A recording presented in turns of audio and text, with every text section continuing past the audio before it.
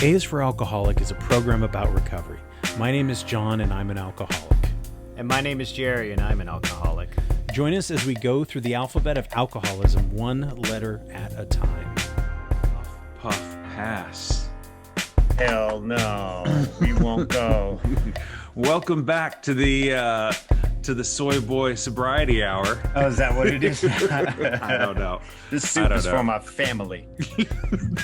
Yes, the soup is for my family. S is for soup for my family. Yeah, yeah. We're both big things. John's in Central California in an Airbnb.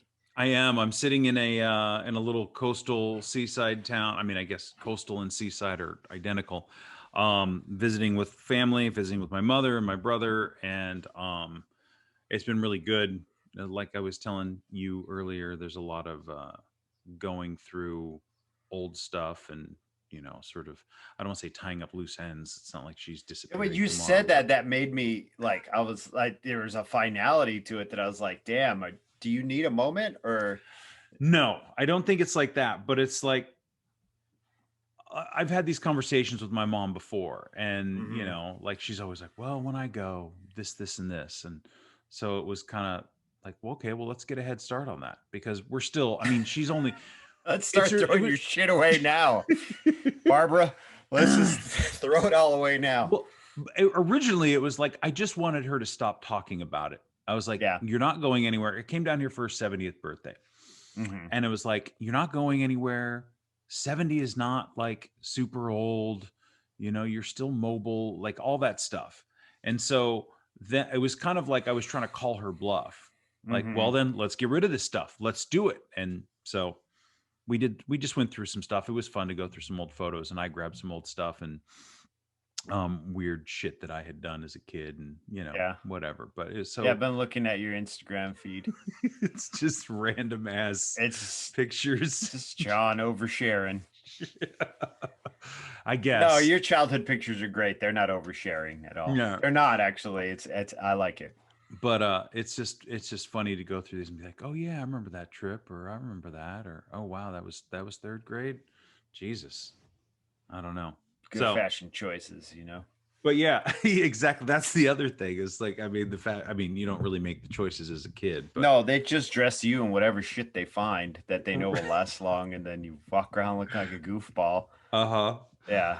Just like I did to my daughter, you know, when she was little, everything had a unicorn or an ice cream cone on it. Because that was the style of the day. That was the fashion. The fashion of the day of 2013. But yeah, man. So it's been a really good trip. My back is feeling a lot better. That's something that I would say. Like, you've been running at all or no? I ran a couple times on the beach. I've been going on a lot of walks with my mom. Like I was telling you too, it seems beautiful out there. The sun is shining. It'll say it's like 64 degrees. You're like, God, this is perfect. And then you get out on the beach and it feels like these 10 or 15 mile an hour winds just blow up on you from the water.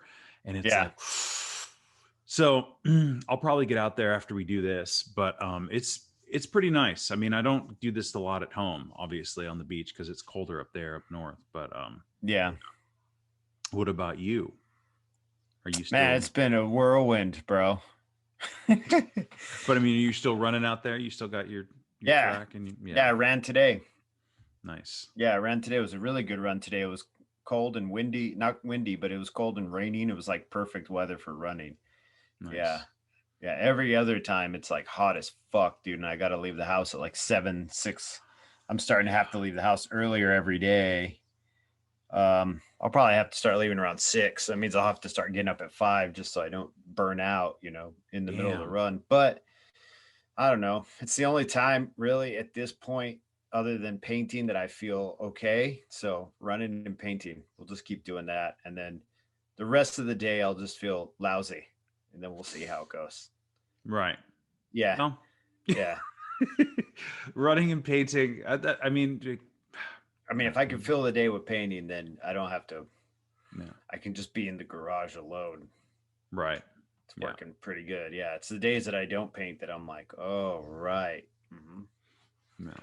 Well, I mean, you're not asking me for advice or anything. I get it. You got shit going on and We all do. Everybody's got something, but yeah. I did see a bunch of wild shit though this week. What did you see? Well, I got to clear out this lot next to the house. We're trying to save money by clearing out the lot ourselves, and the lot's overgrown with prickly pear cactus and barrel cactus and mesquite trees and shit. So we got to cut all that back and make big piles. And then my dad rents a dumpster, and they drop the dumpster at the property, and we use the tractor we have here to fill the dumpster with all the detritus and shit. And like in one day, man. So my job is he clears it all out with the tractor because I don't want to fuck the tractor up. So I just let him ride the tractor. I'm like, I'm better with a shovel than a tractor. I don't want to fuck your stuff up. So he like pushes all the prickly pear is very heavy and it's very unwieldy. Dealing with a prickly pear, because it's like a flat thing with all these pads. And if you get part of it in a bucket of a tractor, the other part swings out and knocks, you know what I mean? And then you unwieldy. Yes. Unwieldy. You have thousands of pounds of it because it's overgrown here. It's like the blackberry bushes in Oregon. So I have to stand there with a shovel and push against him while he's getting it all in the bucket so we can flip it up and over.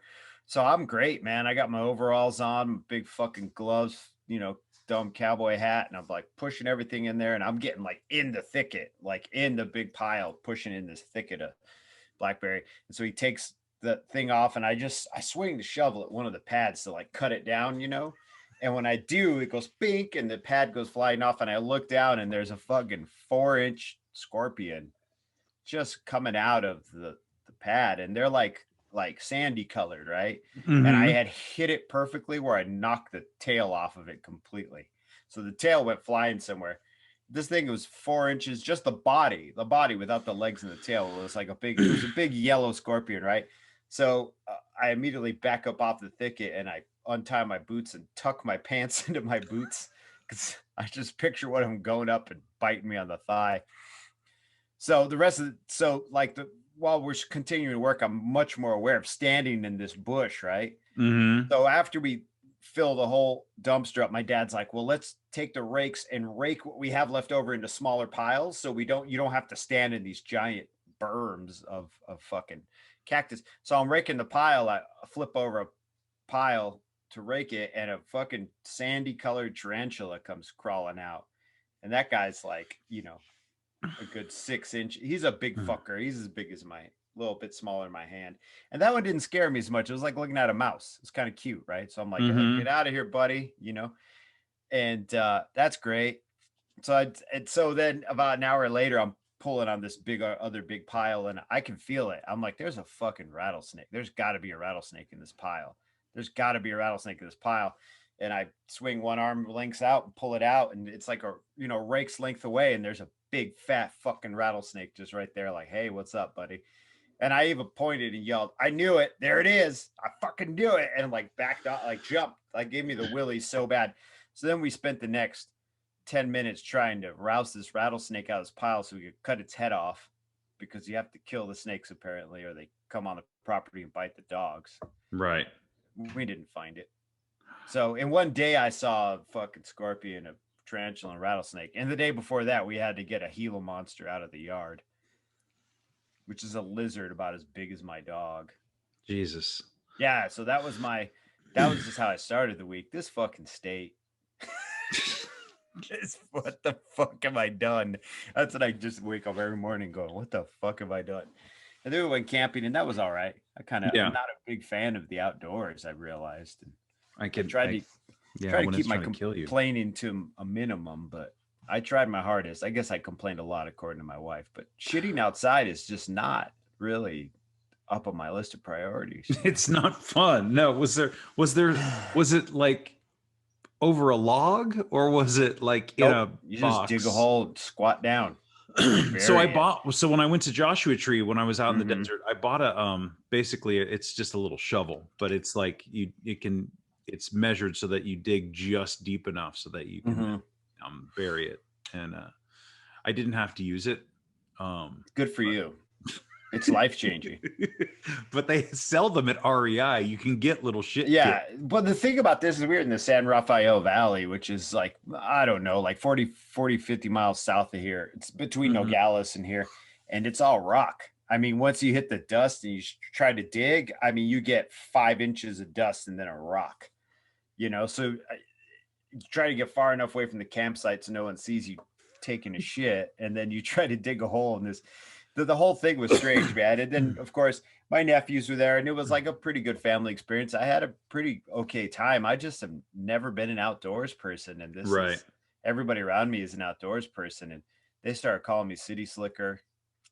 Just like, okay, because I prefer to stay in like a resort with a bed.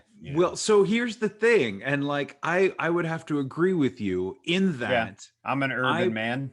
I love the outdoors, but I love coming home to a bed and a toilet and running water. Do you know what I mean? Like, let's go out for the day, but let's come home. Yeah. I'm already camping as it is. I'm on a fucking cot in a 6-foot space. Nothing changed except I was on an air mattress and I had to poop outside. Yeah. Yes. Yeah. Yes. That's why I didn't want to stay in my brother's trailer. Right. Do you know what I mean? You're like, man, I'm not really. So, I mean, other than that, I mean, it just is what it is, man. I'm dealing with giant transitions in my life and doing it sober, I guess. And yeah. so I'm like, well, at least I'm not hungover out here shitting, Yeah. Yeah. I was talking to somebody about it and about being hungover. They were so relieved, and they're like, yeah, I haven't been hungover in a while. And I was like, it's pretty good, isn't it? And, I mean, and fucking sobriety is not, the pink cloud is long gone, right? Yeah, fuck all that, dude. Like promises. The AA promises should just be like, I promise you're gonna have to deal with all this shit without getting fucked up. So good luck out there. I hope you got a good fucking emotional shovel. Know what I mean? A good emotional shovel. Half of y'all fucking relapse because life fucking sucks sometimes, and you gotta do without getting fucked up. Oh, word, I do. Damn. I mean, I don't have to. You choose to. You choose to. It's better if you do. I mean, it's better if I do. Yeah, I'm not trying to be negative. I am negative though. I can't help it. It's just I've also learned that in this great experiment of mine of moving home is that I'm an incredibly negative person. Mm-hmm. Yeah, and I'm like really prone to these like heavy bouts of depression, and I'm just like, what's the fucking use, right? But you got to do it for other people, I guess. At the end of the day, you got to do it. I always found that like doing it. I think originally I got sober for everybody else until I figured it out. Pretty much here, same here too. I guess do it on my own. But like, do you find? I mean, I don't know. You don't know what the letter is. What's today? S. Today's S. And I wanted to talk a little bit about sponsorship. Okay. Both in the program and out. Don't ask me to sponsor you. I'm a fucking mess. Jerry, I'm going to teach you how to be sad. So let me, can I ask you just really quickly? The listeners can't see me smiling, but yeah. No, he's smiling. I'm smiling. Do you find that the negativity, like if you were just to sort of do a brief psychoanalysis on yourself, do you think it's like a defense mechanism? Is it just where you rest? Is the depression more of I mean, obviously it's an emotional thing that you deal with every day, just as a baseline when it comes, right? And so, it's beyond your control. I'm not saying like, just be positive, Jerry, everything will be fine. But I love that one. Do you find that it's like a defense mechanism, or you just are just fucking tired of, is it just external or is it internal? I don't know. It's a great question. I think I have bad chemicals in my head that get sparked off by a trigger. Yeah. But there's also choices I make. I've always been a negative person, though. You've known me your entire life. I've always been a pessimist. Not drinking isn't going to change me being a pessimist. That's the thing I kind of want to say is I don't want to discourage anyone from going through recovery. You should, because I'm able to handle it a little better, I guess. But there's still, I don't know, man. It's just hard to explain. I've always, since I was a little kid, I've been a pessimist because I feel like all I ever really saw in the world was nothing good. And all the good things were brief just to set you up for something bad, and then my mom's like, why are you so fucking negative? And I'm like, I learned it from watching you, which makes me laugh. But I just don't know. I honestly can't put my finger on it. I think right now I'm dealing with a heavier emotional workload than I have in years, you know, because coming home, can't come home, right? Can't go home, isn't that what they say? Can't go home again. And I didn't realize like what kind of emotional weight I'd be carrying around here. I really did. I like totally, if I could go back in time, I'd be like, maybe you should rethink this a little bit. Like really explore that feeling, because it was really optimistic, you know, and there are positive things happening in my life, but they require a lot. Require a lot of time and effort, you know, which I'm not used to doing. I was pretty cushy in Eugene, dude. I just go to the tattoo shop, be sad there, come home and drink some Diet Cokes and play some video games and go to bed. And this is a whole different thing now, you know. So, I don't know, man. It's really hard to explain. I think in recovery, though, I don't know, if I were drunk, I would have shot myself a long time ago, dude. So I don't mean to laugh, but I mean but it's funny as fuck though, because like these past 6 years, a long time ago. Yeah, dude, because these past 6 years have been like from really crazy shit as I get older, you know. And this past year, dude, it's not even just coming home. It's like coming off of being in quarantine and lockdown for an entire year, and then coming home to this, and then getting a vaccination, and being like, yeah, I can go out there in the world. But even when you're out there in the world, it's still happening. And on top of everything else, fuck, man, this year has been, this whole life this past, since I didn't even realize it, like how bad it was going to get, you know, emotionally. And I was like, great, I got to carry all this shit around too. And how self-centered I am, which is just fucking, it's just a symptom of our malady, right? I mean, like, we're sitting here on a podcast talking about our fucking malady and the problems we have with alcoholism, focusing all on us and our experience. Well, I was asking you. I mean, I was asking you. Yeah. So, I mean, I don't think it's self-centered if I ask you a question like, how are you doing? Not at all. No, not at all. I'm just saying it's self-centered in the sense that, like, my depression really is a lot of vanity. Like, things should be easier for me.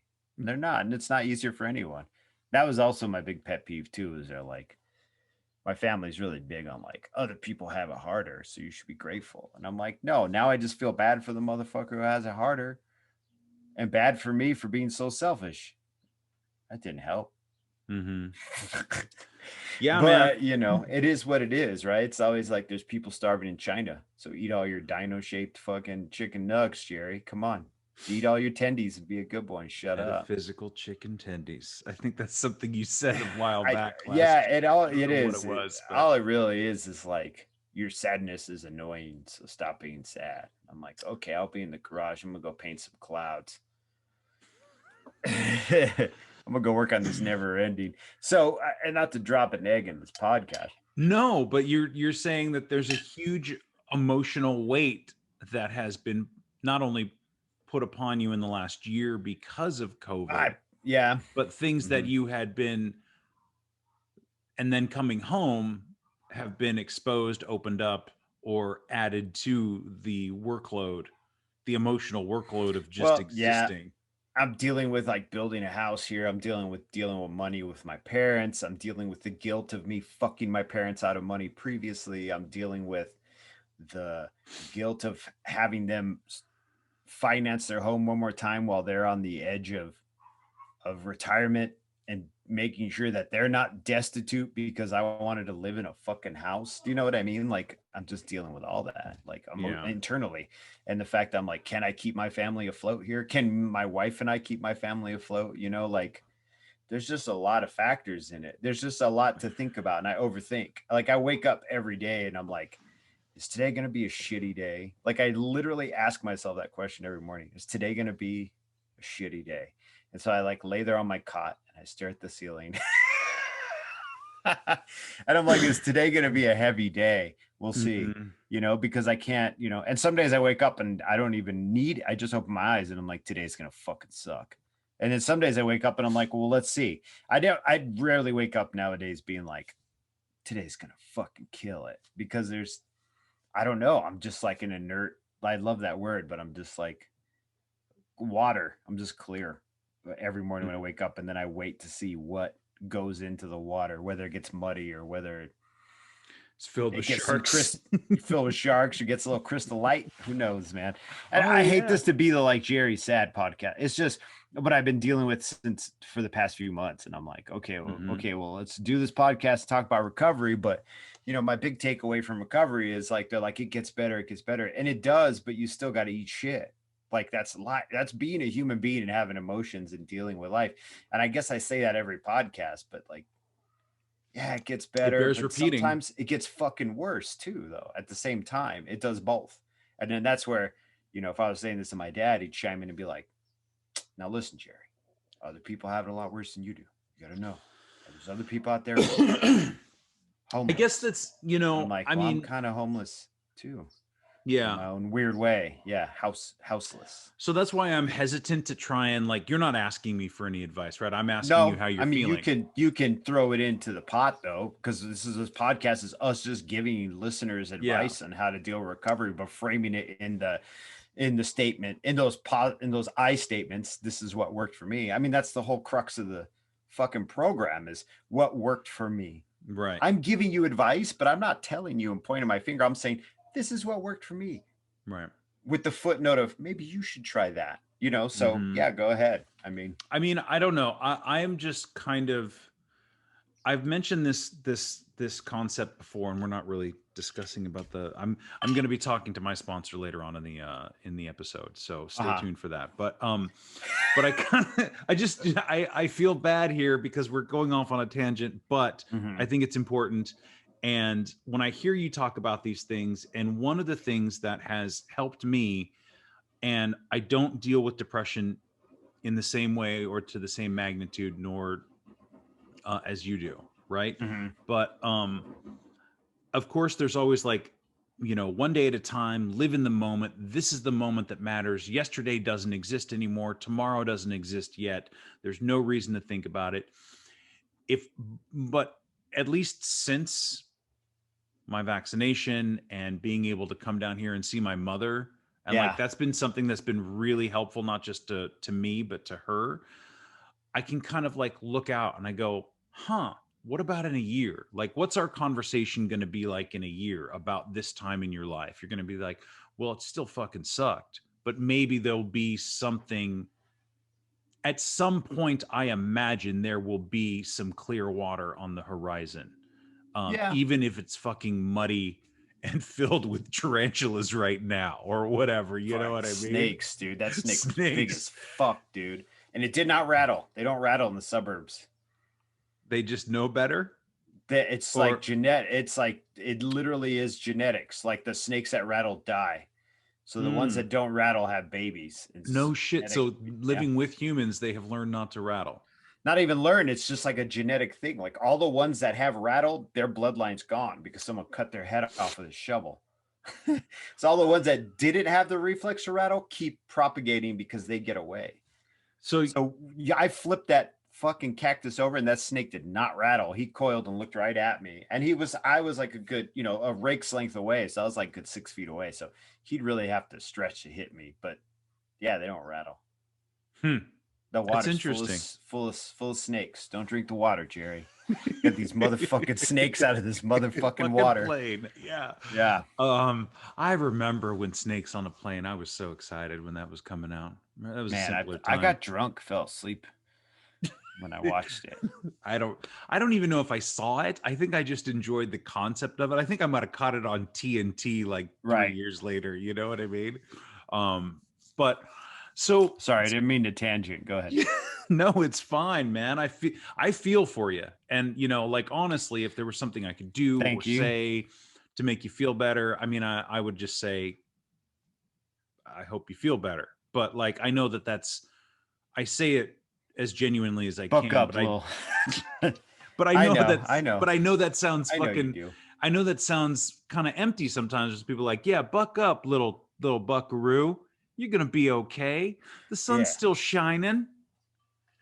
Look at that. You got your nice hat on. You're drinking an iced mocha or whatever, you know.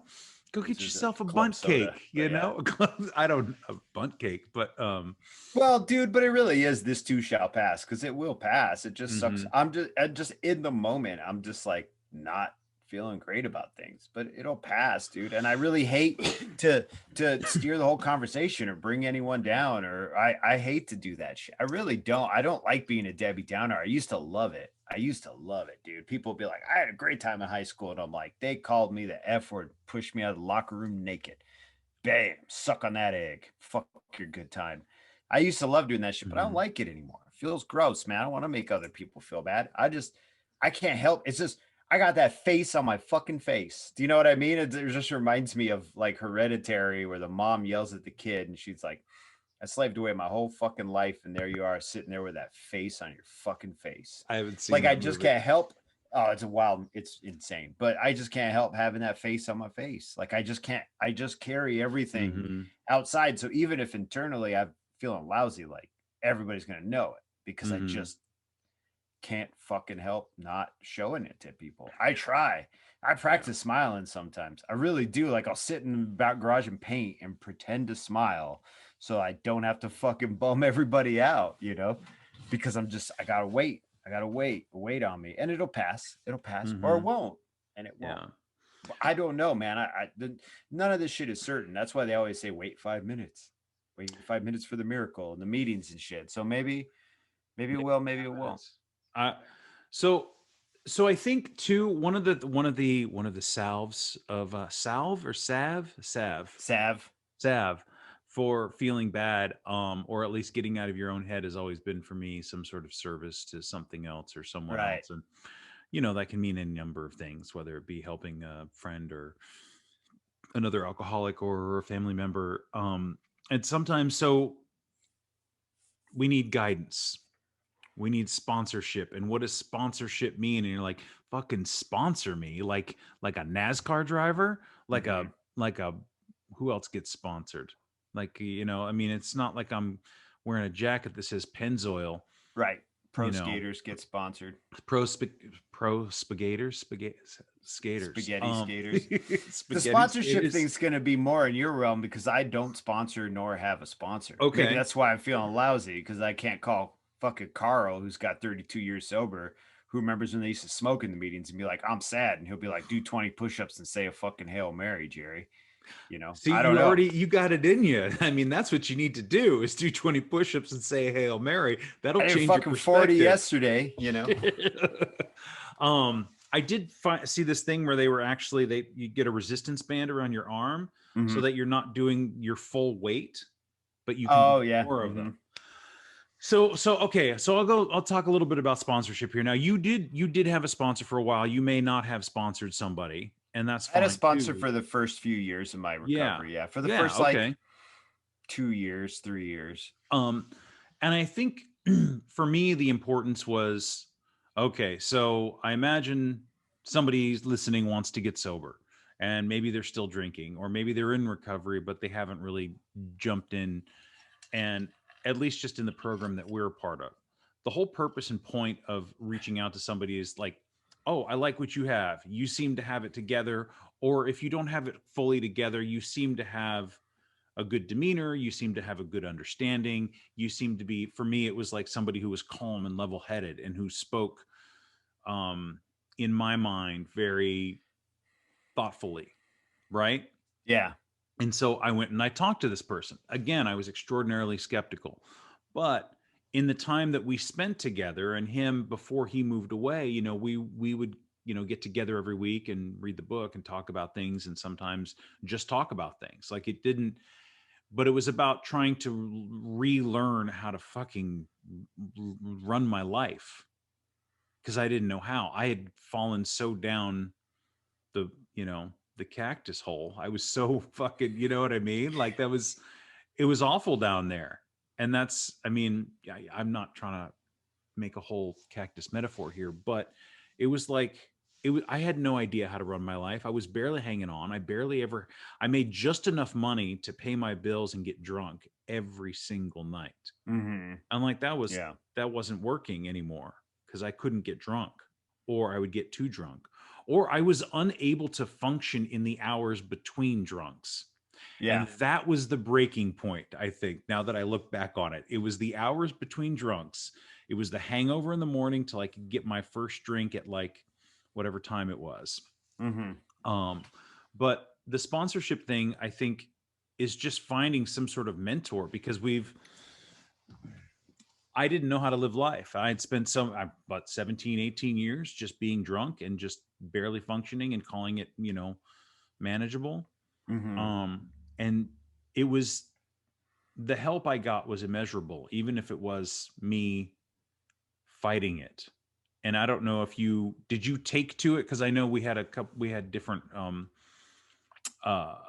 how we came to sobriety was a little bit different. How we came to recovery. I to be a little more accepting and ready than I was. I wasn't resistant. Like, I asked a friend of mine who had already gone through the steps, and he was like, well, I'm not going to officially sponsor you, but I'll help you work the steps, because I didn't want to ask anybody, because I didn't know any of these fucking people. I didn't know what sponsorship entailed. I didn't know what I wanted my commitment or obligation to be. So I didn't ask any stranger, hey, sponsor me. Because this is me, and my personality is really weird. I guess it's not weird. I think a lot of people feel really weird about asking a stranger, hey, help me not be a piece of shit anymore. Do you know what I mean? And so the person who had took me into the rooms, this is from my perspective. I don't think you're a piece of shit, listener. You got shit going on. But this person who led me into this room that used to be my home group, they helped me out a lot, because when I was reading the book, Bill never mentions sponsorship. He never does. He mentions working with another alcoholic who has gone through the steps. That's all the basis of it, just so they can show you how they did it, and maybe you can do it that way. So I find sponsorship, from my perspective, to be helpful, and it can be incredibly fucking problematic as well, because you're leaving your mental health you're leaving another alcoholic in charge of your mental health. And a lot of us, and I know we're laughing, yeah. I crack on alkies, but a lot of us aren't fucking, they even say we're not a hotbed of mental fucking health. So you've got this other person who has their own set of shit telling you, well, this is how I did it, and you need to do it exactly the way I did it. And I just never got off on that whole boot camp version of AA where they're like, empty the fucking ashtrays, worm. And they didn't say worm, but do you know what I mean? Like, you need to keep your mouth shut. You don't know shit, And I'm like, is this boot camp, or is this me trying to fucking find recovery? Like, I don't expect everything to be a soft pillow, because life's not a soft pillow. It eats dick sometimes. So, right. So for me, sponsorship was always like really weird. I was very uncomfortable to ask. It's good to ask for help. You should, but I was uncomfortable with it. And I think a lot of my recovery has been very rocky, because I haven't had a constant, with the exception of this podcast and you.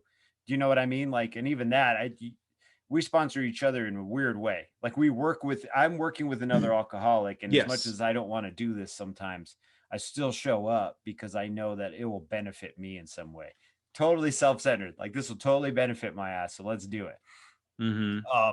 But working with a sponsor in the traditional way, I just didn't do it. Would I recommend it? Yes, because it will help you out a lot to work with another alcoholic who knows what you're going through. But if that other alcoholic's being shady, because we are shady motherfuckers and manipulative and get what we want sometimes and try to get it, ghost out. You don't need that motherfucker to keep you sober. Like, yeah. I mean, dude. I think if we just look at it, so we can't trust an alcoholic, because alcoholics are shady. It's such a mixed message. I'm so sorry. No, but you do make a good point, because I knew myself. I've definitely changed in a lot of ways, but I find the same patterns of thinking over and over, and I'm better at like checking myself and not going into that.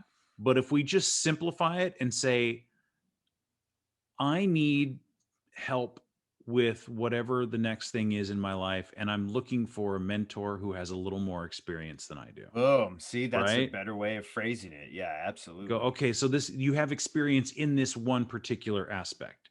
You're like, okay, I'm just going to try this thing with these steps, whatever the hell this big blue book is. And this person says they've gone through it, and I kind of like the way they talk. So maybe they can show me the way. And then, but this is the other thing. And I think this is something your dad said. He's like, you don't have to marry the guy. If you don't like him, get out. Right.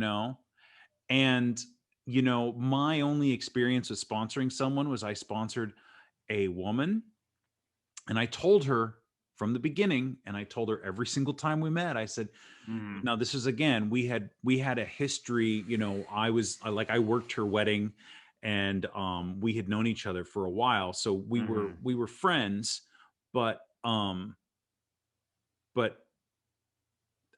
kept telling her that you need to find another woman to work with. Like, it's important. There are things and there are experiences you've had as a woman that I will not be able to empathize or understand in any real capacity.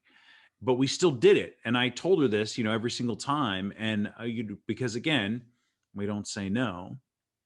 But I also know that when I went through that process with her, I was not responsible. And I thought about this many times, like, well, this is all fresh for this person. They may relapse. This may not stick. I can only do this part. And what do they say in the program? It's about keeping you sober, right? Yeah. So even if you have a dozen sponsees and they all go out and get drunk, if you didn't drink, you're doing fine. So it's just another tool for us to use in the whole program. Sometimes we don't know what's going to help another person, and we don't know how it's going to help another person. And sometimes it doesn't help. And sometimes we make mistakes, and sometimes it just helps us, at least for that hour that you're talking to somebody. And like, I don't co-sponsors or whatever we are. I mean, we're just friends and just trying to like figure this shit out. Two alcoholics working together. We're not even really working steps together. We're just two alcoholics navigating life together. Because we did that 12 and 12, went through the book and tried to interpret it, you know, the way we interpret it. And I think, you know, I don't know. I think it worked out pretty good. Yeah. Do you think turned into a podcast? Do you think we need to go back and do some book study, Jerry? Maybe, dude. I don't know. I mean, I'm kind of half joking, but then I'm like, it's been a while since I went to that.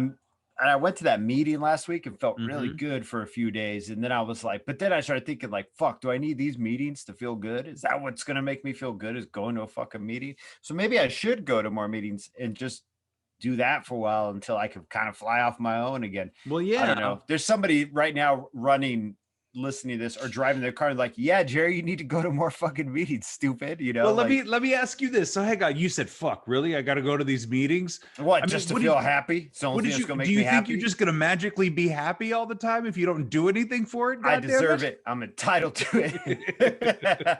That's what I'm like. Well, but the meeting is just. I just felt good to be around. Yeah, others like me, but I live with two recovering alcoholics who have been. But they've been sober for decades. Do you know what I mean? And that's great. But they're also my parents. They like raised me. It's different. It is different. Our history is way deeper than some dude over here named Bill, who's a 65-year-old fucking weirdo who I can get him though. I get him, even though he's, you know, got a fucking fake news network sticker on his car or whatever. I still get him. So maybe that's what I need to do more often. I'm gonna start. I know it is. Now. The answer is like right fucking there too. It's so stupid sometimes. I get just caught up in my own head, but you're right. And the sponsorship thing is incredibly helpful. It is pretty much the keystone of this whole fucking program. Other than it's one of the problematic keystones of this. Let's say this program is a shitload of problematic keystones, but I still love it, and it's still important to me, and it's really, really important to the people around me. You know.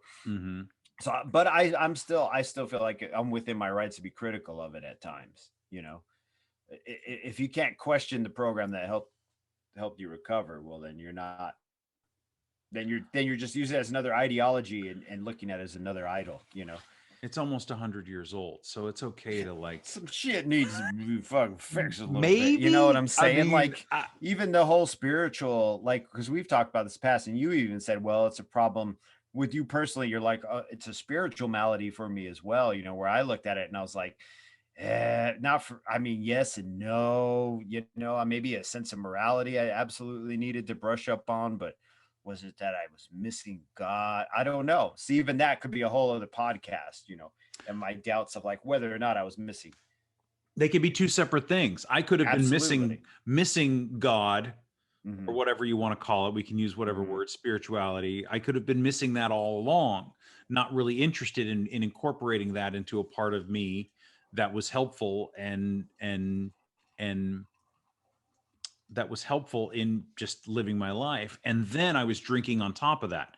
So there was no working on this, and I was putting myself in a deficit. So yeah, I mean, I'm not saying you have to be spiritual. Well, I just not you though. I just meant you use it as, because it's in the literature as well. Yeah. You had just said it before. I guess I wasn't like trying to be like you. It's you, John. You're the one who puts Jesus in my fucking recovery program. No, that's Bill and them from the 30s trying to figure out how to horn fucking God into this thing. I don't know. It's some crazy shit, but I found it extraordinarily difficult to horn God into my own life. And so once I got a little bit, I was like, okay, this makes sense. And I still think about it all the time, Jerry. I was like in the shower the other day and I was like, where is this higher power, man? How do I define this? What is this? Because I know people who have like very deeply defined, and I'm not talking about Jesus or no, I know what you mean though. Like these things happen to like that's such and such and so and so, you know. And it could very well could be. I don't know,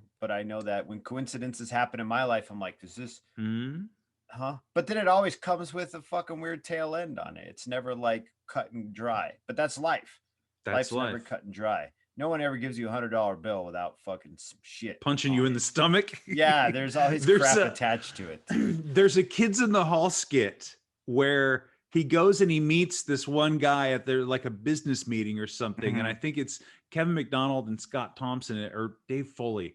And Dave Foley's just this fucking weirdo. He's like, hi, nice to meet you. And the other guy walks away and he just stares at him and he smiles and doesn't say a word. He's like, you all right? Like, what's going on? And he just smiles. And then the other guy comes back and he acts all normal. And then the other guy leaves again and he's just acting like a fucking wacko. And so at the very end, Dave Foley punches him in the stomach really hard. And he doubles over. He's like, oh. And then he looks down on the ground. He goes like, hey, $50. Yeah. Like, and I feel like that is sort of, your higher power. That's the higher power. That might be my higher power is that character in that Kids in the Hall skit who's it's like very well punches you in the gut and you're like, fuck, that hurt. Why'd you do that? Oh, $50. So it's best for me not to necessarily question it. You know, or just for me, it's like go out in the fucking nature somewhere. So I'm in it. So I just scorpions. I would only say to anybody who is curious about getting a sponsor, who is hesitant about getting a sponsor, it's okay to be hesitant. It's also it's really important to ask for help. And you should really be comfortable with whoever you're asking for help for sure. Like if you don't feel comfortable, if you're like, this is not clicking for any reason, I'm not saying you need to be in danger, but like, if you're just not getting what you want from it now, then you leave, you're done. Right. Thank you. Right. If your sponsor's like, you need to take your shirt off to do this fourth step, you got to bounce. Exactly. But I would say in this conversation, listen to John and not me. Because in my experience, fourth and fifth step, I remember my sponsor saying something like, we can do the fourth step together, and you don't have to do your fifth step with me. You don't have to vocalize it to me. But if you don't, then I can't help you any further. And I was super suspicious. I was like, I know you asked me about that. Yeah. You know, I was like, why does he want to hear all my bad shit? And turns out he didn't. He wasn't interested in he didn't have some weird, fetish in listening to all the miserable things I had done in my life. He was actually just trying to help me. So it was important for me to not listen to myself in that moment where it's like, that's just an excuse because you don't want to do this. But because that fourth step sucks, dude. Yes, it does. But it also taught me my relationship with my sponsor deciding to do this, right? It also taught me to trust, because I had been spending my whole life in mistrust and distrust. And so I was like, oh, so I did this and it worked. So I felt like I gained a little bit of my trust in the world back. Now, there are plenty of reasons to mistrust everything and anything in the world, right? I mean, it's fucked out there. Yeah. Don't turn your phone on, man. It will ruin your day. You know what I mean? Don't check the news. But that was something that I found was like, oh, okay. So there are people out there who do want to help you. So find them. And if you don't feel comfortable around somebody, then leave. What do you say? Just ghost them. Just ghost it, dude. Just fucking Homer through the bushes, right? Homer in the hedges, dude. Homer in the hedges. That's right. Homer in the hedges, dude. So I think that, yeah, man, go to a fucking meeting. That's what you would tell me to do. Go to a meeting. God damn it. I'm going to go to one. I had somebody reach out to me. They're like, are you doing in-person meetings in your home group or whatever? And I have no idea. I haven't fucked with that because, you know, the COVID. But I think now that I've got You're fully vaxxed, huh? You're waxed and vaxxed. Waxed, vaxxed, and ready to fucking stack that ass. Stack that ass. Yes. It's gonna be a Vax Boy summer is what it's gonna be. Yeah. But yeah, man. I mean, I think I think having a mentor, having a friend, having somebody, whether it feels like an equal, it doesn't have to feel like it's not like fucking Hogwarts, dude. You don't have to find, you know. You don't got to find your house. Yeah. Yeah. You don't got to, like, I put you in house sniffing piss or whatever. Mm-hmm. House chugging Trulies. Have house plugged in the jug. I'm in house White Claw. Yeah, right. House White Claw. Yeah. That's good. That's good. Yeah. What else was I gonna say? Oh, just RIP to Shock G. No, yeah, dude. Shit, dude. I like him. Yeah, me too. He's too young. Yeah. But so I wanna end it there. Please stay tuned for the I'll have the conversation with my sponsor, Joe, after this. And thanks for listening. Yeah, thanks. Thank you for doing this. I really appreciate it. And thank you for asking me, John. Yeah. It's the idea of sponsorship, I think, and we rarely do we hear it outside of the program. You don't hear about somebody sponsoring somebody, and it always seems it has a very, at least it did for me, a very sort of secretive connotation, right? It has a and that's how I saw it at first. Like, what does that mean, and what do I have to do, and what sort of, you know, this, I think sometimes what's conjured up in people's minds is, you know, Freemasons and secret societies and what kind of flogging and you know will I have to go through. Now, hazing, yes. Now, there was plenty of self-flagellation in the whole process, certainly, but that was nothing that I was a stranger to. But sure, it's funny though, to me, when I was introduced to this concept of sponsorship, my really first introduction to it, I think, for the term, it's really come from our driving. Like, if we're you know, a stock car driver, your sponsor might be Pennzoil or something like that, right? Yes. So I grew up in Detroit, so that's okay. I know about sponsors from, or now a word from our sponsor, which is like, got it, Colgate, yes, or whatever. So somebody who's going to promote you or help you through your pay your way in a sense. Exactly. Right. So this is a different concept of being jumped into the gang. Right. I think, the one you're talking about. I think mine came from a serious place of mistrust in everything and everyone. Right. That, at least that's how I felt it. And I was just curious what your reaction was to me in those first, like, even the first time that I came and asked you. I remember being very trepidatious. I remember being very cynical about it, but I was like, okay, I'm just going to ask some questions and I'm going to try and figure this thing out. And I had heard you say some things. I had heard you speak and was like, this person seems calm. This person seems respectful, and this person seems rational, which was none of the things that I was at the time when I had, quit. And what is the saying? Find someone who has what you want. And so, yes. What was your initial reaction of me coming to ask you about whether or not this was a good idea? I don't know if you remember. Well, I do, and I remember you're being kind of fearful. Yeah. Right? And with that very raw, still kind of detoxing, deer in the headlights sort of look, right? Mm-hmm.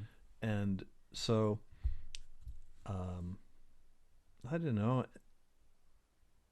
At that time, I had maybe 5 years sobriety. Yeah, I think something like that, and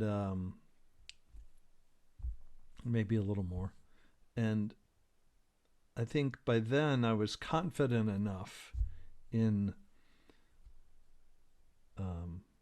Alcoholics Anonymous, especially, and in my journey in it, to know that people, newcomers are skittish, and you want to be calm and respectful. I mean, other people have other styles, we can talk about other people, but we don't need to. But some people are way more heavy-handed, or, look, kid, you don't want to drink? Don't drink. Because if you drink, you're going to die, And I mean, my message was the same, but just a different delivery. Right. But that was so important to me, because I had heard and tried to listen to some guys who were far more heavy-handed, and I was instantly turned off, like instantly. Like, it just reminded me. And and not to say I'm grateful that those men exist and that they're able to help each other and they get something from it, because I truly believe that it has a place and it's important and it has so much value. I think the level of testosterone just reminded me of high school and the parts that I hated, and so it was more your introspective way that I was like, okay, if I'm going to do this, maybe I can try this with him. And my friend Jerry's dad said and he's been sober for almost 30 years. And he said, look, you don't have to marry the guy. All right. If it doesn't work out, you just find yourself another one, whatever. You move on. And so that was another thing where I was like, this is not permanent, but being, you said like you had 5 or 6 years on and you're like, I'm finally, or you had, I don't know if you had sponsored people before, but you felt comfortable and confident in your sobriety that you were able to do this for me. Yeah.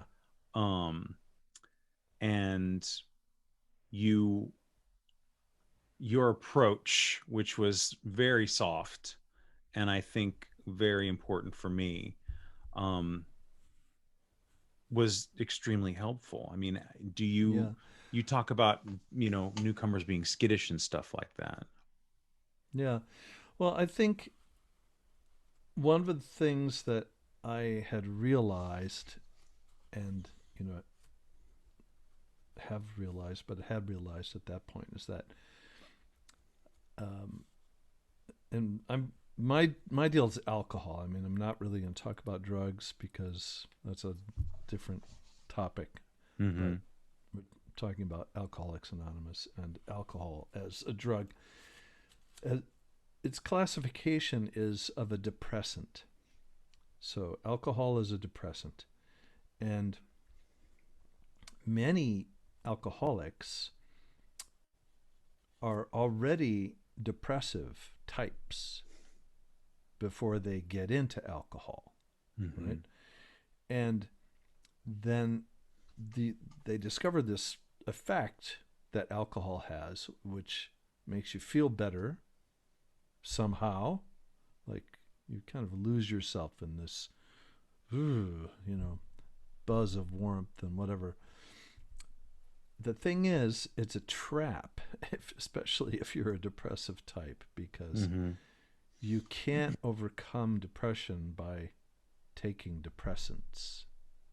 It's just not possible, though many people try, and we can look at the annals of people just in show business of the people who took depressants with alcohol to try and overcome their depression. And yeah. So there's that, and then there's, from my own experience, I realized that the place I had got to with all of it was my self-esteem was extremely low. And so I could relate to other people, men, but not just men, other people that I met in the rooms of Alcoholics Anonymous who were suffering from lack of self-esteem, and it's, I think one of the greatest things about AA is that,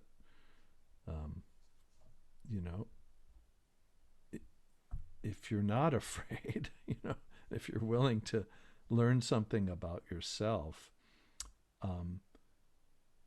there's an incredible boost up, Yeah. And the thing that I experienced, and first coming into the rooms and, confronting my illness, it felt like I was on a roller coaster that I didn't want to be on, like the bad one, that really steep, like I was going up and up and up and up and ching, ching, ching, ching, and I was going to reach the top and go. And what happened was, that was happening, but I didn't realize that I was on this cart that was being pulled up backwards out of this pit, and it was going ching, ching, ching, just up to like ground level, just, and it was a big surprise to me. Like, certainly it was a big relief, but it was a big surprise. Like, wow, I just had it all upside down, Yeah. So being attuned to that, and then seeing people, coming in raw, people like one person I met who literally crashed into the door of the place on their bicycle because they were so drunk, and smashed into it and fell off, and they were bleeding, and no brainer for me to like help them up and kind of run some paper towels under cold water and clean up their blood. It was all good, right? You don't have to be this self-destructive anymore. If you don't want to. Yeah. So. And you point, one of the things you said to me was that this book, you're like, think of it as like Life, the Missing Manual. And when I was able to look past, at least in the beginning of our time together, look past the God word and kind of look at it as like, okay, so these are sort of suggestions I can follow for a better life. And it made it a lot of it a lot easier to swallow. And I was like, oh, okay. So this doesn't have to be just about finding God so I don't drink. That's a very narrow view of all of this. I think in a lot of ways that became very true for me. But but it was a very narrow view, and I was like, okay, so let's just forget about it. And then I started to realize, if I, whatever's bothering me, if I put that in place of the word alcohol in this book, all this stuff applies. Yes. Yeah, it's pretty it gets pretty broad pretty fast, you know. And Right. again, when I first met you,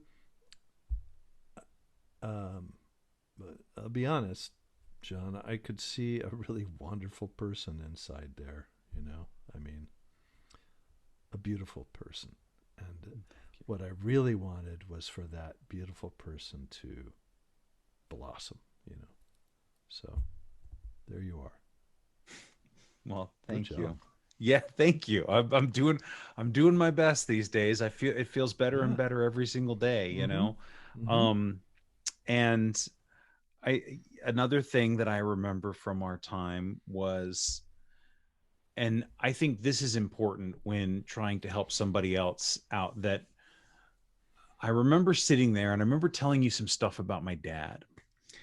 And you did a very typical Joe pause, breath, and you looked up at me and you said, John, there are going to be some things that I can help you with, and there are going to be some things where I genuinely think you need to get professional help. And, you know, this was one of those things. And I think that there was in the back of my mind, well, I'm just going to unload on this person. They're going to fix my problems for me.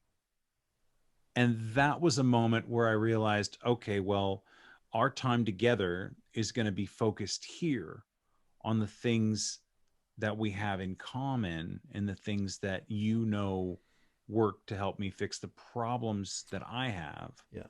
And that the you root can help things, me with. Yeah. Yeah, the root things that determine our behaviors, you know, the root causes and conditions. Yeah. Yeah, it's very common in alcoholism for children to have difficult relations with parents. It's very common, and it's very common for sons to have broken relations with fathers. Yeah. You know, yeah. Alcohol is right there, you know. And I think one of the great things about the mentoring process in Alcoholics Anonymous is that, you know, people who, you know, men who go through the program with another man, you know, with a sponsor, and do the work and the steps, like I'm very old school, you know. I have an old school sponsor who has an old school sponsor, and there's a lot of value in that I have come to appreciate. And what I saw, and you know, saw happen for me, and happens for other people that I have sponsored as well, is that there is a reparenting process, right? I don't like to use that term necessarily, but that's really what is happening. And it's, you know, did you ever think you could do this a different way? You know, it's like a good question you would hear from a sponsor, you know. You know, we're looking at this whole, you know, your history of dysfunctional behavior. We don't call it that. And but, you know, at this point, that point, and that point, there's a pattern, you know, and this is part of the value of the work and writing it down too, is that we begin to see our own patterns. And yeah, we can. Nothing has ever been known to fall out of an open mind, right? It's true. It's true. I mean, I still remember like not wanting to go to your house, and like it was so much, like the whole afternoon would be full. I would be so tense, and like hanging out with my girlfriend and like, I got to go do this thing and I want to do this thing. And I would come home and I would start crying. And she's like, is everything okay? And I'm like, yeah, everything's okay. But it was really, some nights were, some weeks were rougher than others, but it was just very emotional. Yeah. And it's just the reparenting, because I didn't have that for so long, or there was nobody there to tell me otherwise about my behavior.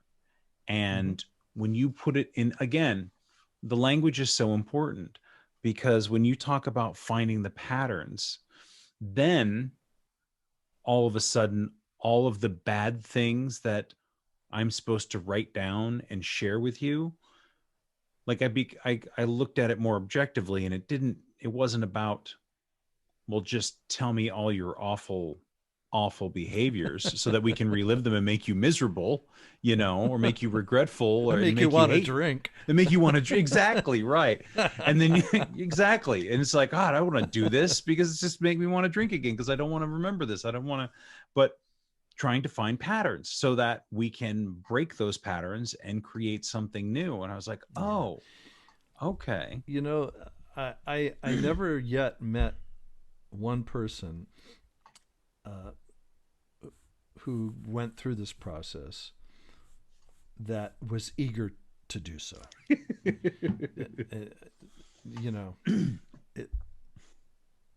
It's counterintuitive.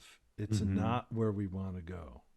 We don't really want to look at that, and yet that's where we're going to learn the most, is because the boogeyman,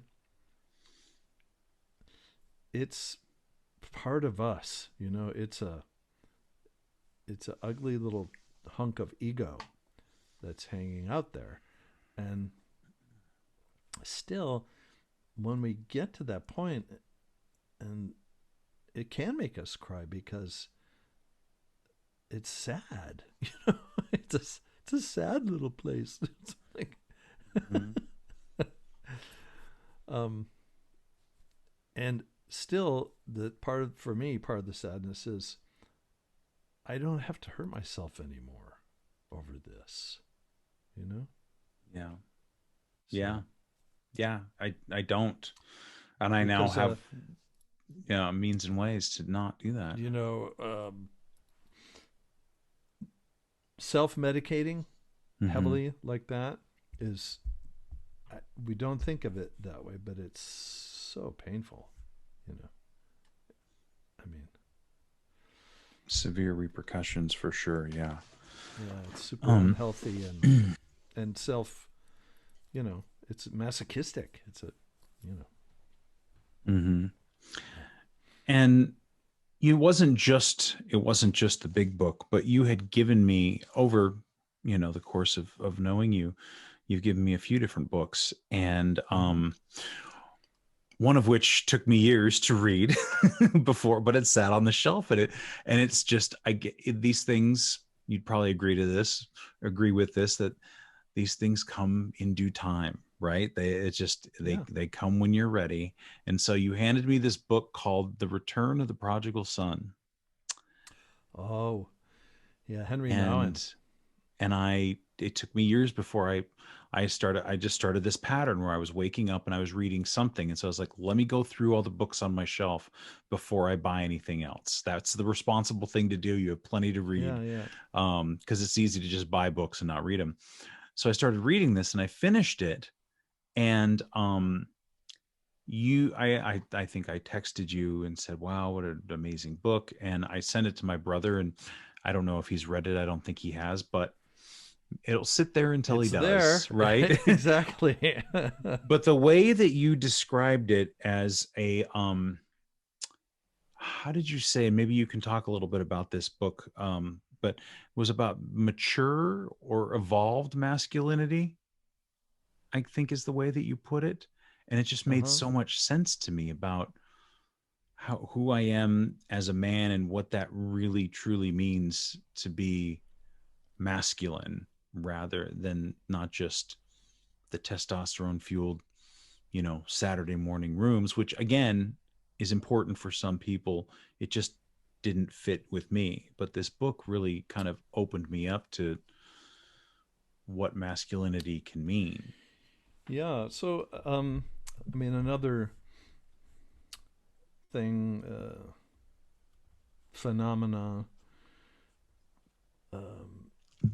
some studies have been done about this, and it's quite interesting when you look at it, and that is that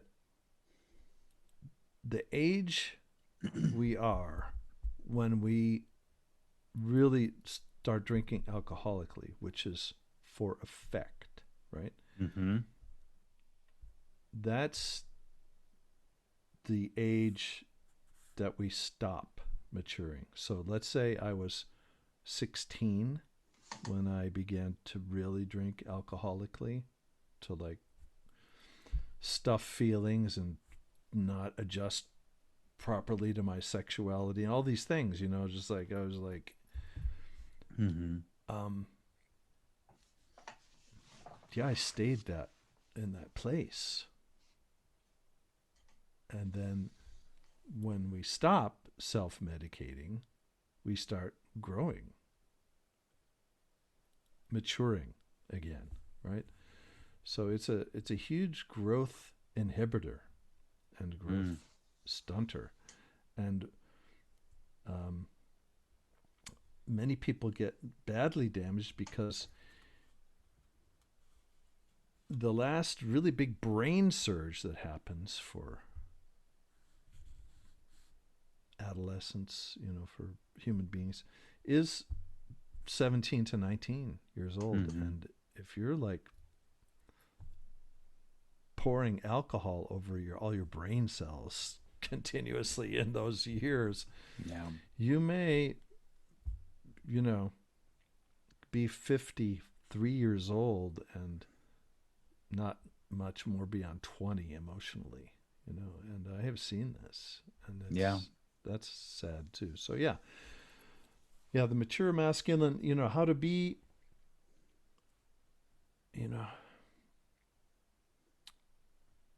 I'm glad you read it. I really am. I think it just I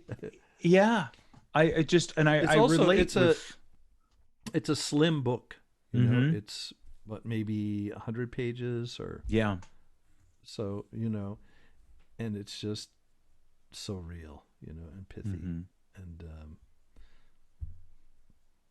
became one of my favorite stories, even though when I originally introduced to it in the context of Christianity and the Bible, I don't think I really, it's just could relate. It just connected, and also because it's about a father and an oldest son and the youngest son, and not only do I understand that dynamic in my own family, but also I could see myself as each one of those people. And again, there's probably some Father, Son, Holy Ghost business going on subtext wise, but it just really made a lot of sense about how important it was to be that as a man, it's more important for me to be thoughtful and kind and to find my power in that than in any sort of show of force. Yeah. Which is what I think I got from it mostly. Yes. And again, this goes back again to this mentoring idea, and the society without the father, in our own country, we have a couple of generations now of people in certain cultures where the father is always absent because well he's dead or he's in prison, and the young adolescent boys, they don't have any good modeling, so that's why it's so easy to get jumped into gangs, and learn that kind of lifestyle. They don't have any good examples of wholesome masculinity, both modeling but also defining, the hot edges. Like, oh, that shit is just dead wrong. Don't do that. That's wrong. I mean, yeah. And I think that, well, just, like you said, pouring alcohol all over it at such an early age, I can tell you from personal experience, did a number on me. It took me until 38 to quit drinking. And I was nowhere near that age when I quit drinking. Yeah, it stunts. I'm still playing catch up. No, it's good. And so am I, all good. That book, I don't give to everyone because it's not a book for everyone. But there are other books that are related that I enjoy sharing with people. And for some people, the book that really helped me tremendously, like to dive into the literature, was One Breath at a Time by Kevin Griffin. So if you want a non-theistic approach to recovery and the 12 steps, that is the best book that I know of. Then there's another one which is maybe a super spiritual approach, which is also not that Christian, is Breathing Underwater by Richard Rohr. Spirituality and the 12 steps. But again, for me, that book is for when you're a ways on in your journey and you're looking for some more traction in your program, then that's an excellent book. Whereas One Breath at a Time is great if you can read and you just need something to grab onto because you don't want to drink. That's a fantastic book. Right. So I have all these books that I pass on to people just depending where they're at.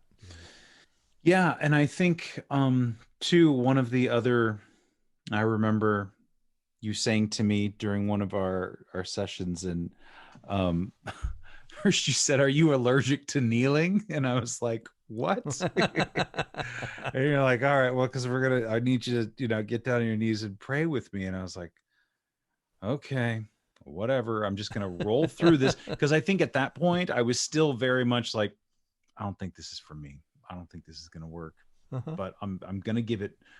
I'm here. So I'm going to do it. I'm not going to fight it while I'm here. I'm in this man's house. I'm going to show him the respect and, and then I was just assuming that at some point I was just going to not show up again, but every week would come by and I was like, okay, I want to show up.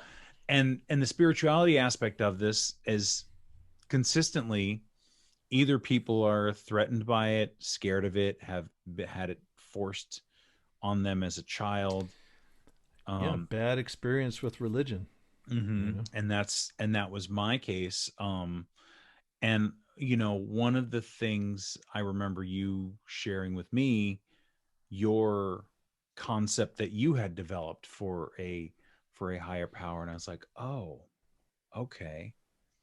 Here's a guy who's, you have found something that tangible is the wrong word, but you were able to give it a name and have some defining characteristics of it. And that really helped me to go, okay, so I can make a little more sense of this. And it doesn't have to be the either scary or hurtful religion from the past. It doesn't even have to be that or at all. Or the judgmental, Right. Yeah. Right. I mean, true spirituality has nothing to do with shame. I mean, especially, or blame, not at all. But and I can't thank you enough for, the time that we spent together.